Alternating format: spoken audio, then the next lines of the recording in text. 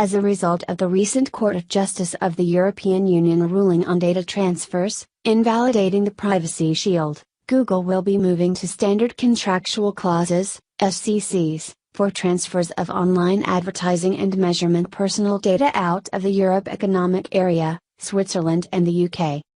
We will, therefore, be updating our existing Google Ads data processing terms, Google Ads Controller data protection terms and Google Measurement Controller data protection terms to add the relevant SCCs as adopted by the European Commission.